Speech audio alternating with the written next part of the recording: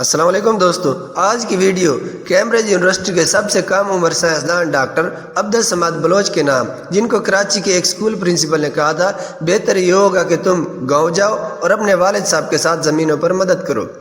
پاکستان کے صوبہ بلوچستان کے پسماندہ ضلع کیچ کے دور دراز گاؤں بلیدہ کے رہائشیوں نے کبھی سوچا بھی نہیں ہوگا کہ ان کے علاقے ایک متوسط طبقے کے زمیندار کا بیٹا خلائی ٹیکنالوجی پر کام کرنے والا سائنسدان اور برطانیہ کی کیمبرج یونیورسٹی میں اپنے ڈپارٹمنٹ کا سب سے کم عمر سینئر ریسرچ سائنسدان اور فیلو ہونے کا اعزاز حاصل کرنے والا ہے۔ ڈاکٹر عبدالصمد کی کہانی، ان کی زبانی۔ میرا تعلق ایک ایسے علاقے سے ہے جہاں پر تعلیم کا کوئی زیادہ رواج نہیں تھا، بلکہ پورے علاقے میں گنتی ہی کے چند لوگ ہوں گے جو خط وغیرہ پڑھ سکتے ہوں گے۔ میرے والد اور والدہ نے کبھی اسکول کا منہ نہیں دیکھا تھا، مگر بچپن ہی سے ان کی خواہش تھی کہ ہم پڑھ لکھ جائیں۔ ہم زمیندار ضرور ہیں اور زمینیں بھی کافی ہیں، مگر ہماری زمینوں پر وہ پیداوار نہیں ہوتی جو ہونی چاہیے۔ چنانچہ والدہ میری ضرورتیں پوری کرنے کے لیے کیا کیا کرتی تھیں بیان نہیں کر سکتا۔ اس سے بڑھ کر یہ کہ والد صاحب کو اقبال کے کچھ اشعریات تھے جو وہ مجھے اور میرے بھائیوں کو ہر وقت سنایا کرتے تھے، جس سے ہماری ہمت بندھ جاتی تھی۔ پڑھائی میں میری دلچسپی کو دیکھتے ہوئے والد صاحب ہمیں ساتھ لے کر کراچی کے علاقے لیاری پہنچ گئے۔ جب میں پہلی مرتبہ لیاری گیا تو یقین کرے کہ مجھے ایسے لگا کہ یہ کوئی اور ہی دنیا ہے۔ لوگ، گاڑیاں، ٹریفک اور روشنیاں دیکھ کر حیران زدہ رہ گیا۔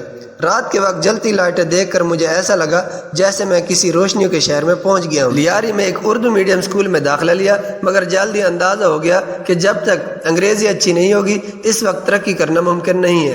اس صورتحال کا اندازہ ہونے کے بعد والد صاحب کو بتایا کہ مجھے انگلش میڈیم اسکول میں داخلہ لینا ہے، جس پر والد صاحب نے مجھے کلفٹن کراچی میں واقع شہرت یافتہ اسکول لے گئے، جو کہ ان کی استطاعت سے بڑھ کر تھا، لیکن انہوں نے میرے شوق کی خاطر مجھے وہاں پڑھانے کی ٹھان لی تھی۔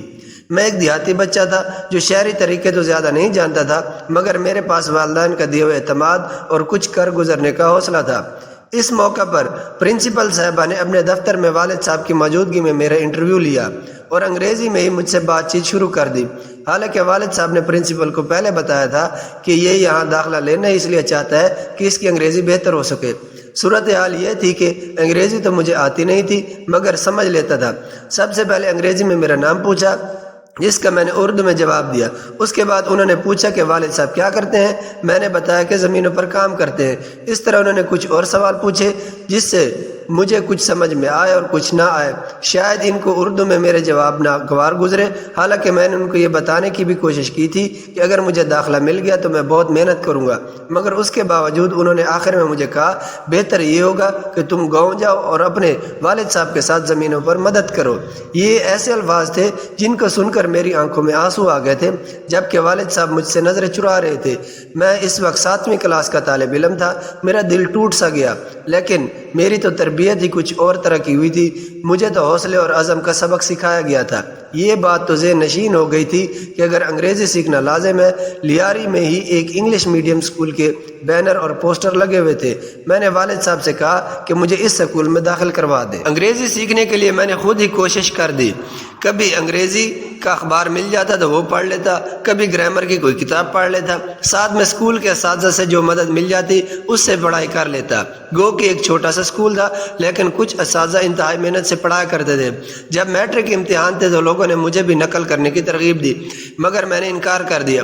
مجھے اپنی محنت کا پھل چاہیے تھا اور محنت کا پھل ضائع نہیں ہوتا۔ یہ میری والدہ کی بھی مجھ کو نصیحت تھی، اور ہوا بھی یہی۔ میٹرک کا جب نتیجہ آیا تو میرا A1 گریڈ آیا تھا۔ میں نے میٹرک 2003 میں کیا تھا، جبکہ اسی سال کے آخر میں DG سائنس کالج کراچی میں داخلہ لینے میں کوئی دقت پیش نہیں آئی۔ مایہ ناز سائنسدان ڈاکٹر عبدالقدیر خان بھی اسی کالج کے طالب علم رہے تھے۔ FSC کے دوران میں ٹیوشن بھی پڑھاتا رہا، کیونکہ ظاہر ہے والدین پر اتنا بوجھ نہیں ڈال سکتا تھا، لیکن اس کی دوسری وجہ یہ بھی تھی کہ مجھے درس و تدریس اور تحقیق سے دلچسپی تھی۔ مجھے لگا کہ اگر میں پڑھاؤں گا تو زیادہ سیکھوں گا، اور ہوا بھی یہی۔ FSC کا سلسلہ اسی طرح چلتا رہا۔ جب نتیجہ آیا تو یہاں بھی میں نے A1 گریڈ حاصل کیا۔ FSC کے بعد خیبر پختونخوا کے شہر صوابی میں Ghulam Ishaq Khan institute of engineering science and technology میں داخلے کے لیے انٹری ٹیسٹ دیا۔ تیاری پوری تھی، چنانچہ انٹری ٹیسٹ شاندار طریقے سے پاس کیا اور 100% اسکالرشپ ملا۔ میرے بھائیوں نے تعلیم کو عملاً خیر بات کہہ دیا تھا۔ وہ چھوٹے موٹے کاروبار کر رہے تھے، جس سے وہ ہر ماہ مجھے معقول سی رقم بھیج دیتے تھے۔ یہ رقم مجھ جیسے طالب علم جس کی ساری توجہ تعلیم پر تھی کافی تھی، جبکہ یونیورسٹی کی تعلیم تو تھی اسکالرشپ پر۔ مطلب یہ کہ 7ویں کلاس میں کراچی آنے کے بعد جو مسائل شروع ہوئے تھے وہ ایف ایس سی کرنے اور یونیورسٹی میں داخلہ لینے کے بعد ختم ہو چکے تھے اور کامیابیوں کا سفر شروع ہو چکا تھا۔ اگر میں تحقیق سے وابستہ ہوں تو در حقیقت یہ مجھے غلام اسحاق خان انسٹیٹیوٹ میں پروفیسر فضل احمد خالد ستارہ امتیاز کی ترغیب اور حوصلہ افزائی تھی کہ میں نے یونیورسٹی میں ہی فیصلہ کر لیا تھا کہ مجھے تحقیق سے وابستہ ہونا ہے۔ یونیورسٹی سے میں 2009 میں فارغ التحصیل ہوا اور اسی سال Engro polymer and chemical Karachi میں ملازمت شروع کر دی۔ 1 سال تک ملازمت کرتا رہا۔ اس دوران تحقیق اور اعلیٰ تعلیم کے لیے مختلف اسکالرشپ پروگرامز اور اداروں سے رابطے کرتا رہا، جس کے بعد مجھے جاپان، کوریا، کینیڈا، جرمنی، امریکہ اور ابوظہبی سے اسکالرشپ کی آفر ہوئی۔ ایم فل اور ریسرچ کرنے کے لیے سب سے بہترین آفر خلیفہ یونیورسٹی ابوظہبی سے ملی، کیونکہ اس کے ساتھ امریکہ کی MIT یونیورسٹی کا بھی تعاون تھا۔ دوسری بات یہ ہے کہ ریسرچ کے دوران اس کے اعزازی ایک اچھی تنخواہ جتنا تھا، جس کی وجہ سے میں نے اس کو قبول کر لیا تھا۔ اس کے بعد scholarship per he university of Tokyo سمیت بہت سے عالمی اداروں میں ریسرچ کی اور PhD مکمل کی۔ PhD کے دوران میری تحقیق زیادہ تر گرافین نام کے ایک مادے پر تھی، جس کو استعمال کر کے مختلف آلات بنائے۔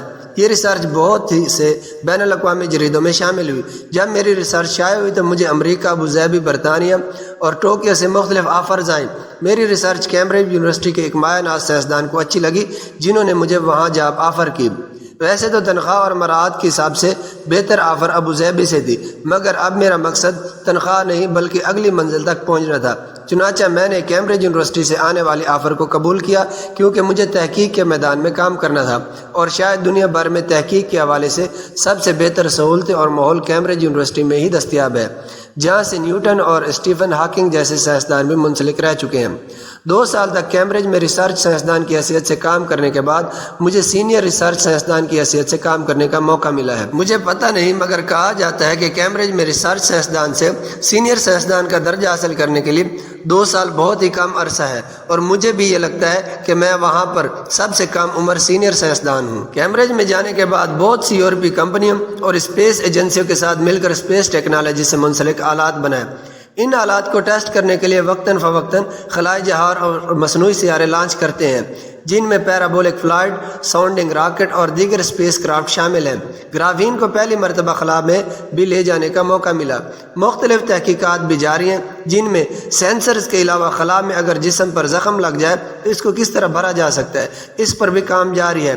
اس کے علاوہ پاکستانی طالب علموں کے لیے برطانیہ کی کچھ تنظیموں کے ساتھ مل کر ایک پروجیکٹ شروع کر رہے ہیں، جس میں ان کو سیٹلائٹ کی سہولت فراہم کرنے کی کوشش کر رہے ہیں۔ اگر مجھے موقع ملا تو اپنے ملک میں جا کر خدمت کرنے پر فخر محسوس کروں گا۔ دوستو، اگر آپ کو بھی ڈاکٹر عبدالصمد کی موٹیویشنل سٹوری پسند آئی ہے تو دوسرے دوستوں کے ساتھ بھی ضرور شیئر کیجیے، ہو سکتا ہے کہ کوئی اس سے حوصلہ پا کر اسی لگن کے ساتھ کام کرے۔ اور اگر آپ ہمارے چینل پر نئے آئے ہیں یا ہماری ویڈیوز دیکھتے ہیں تو چینل کو سبسکرائب کرنا نہ بھولیے گا، کیونکہ یہاں پر آپ کو بہت ہی معلوماتی اور موٹیویشنل سٹوریز بیان کی جاتی ہیں۔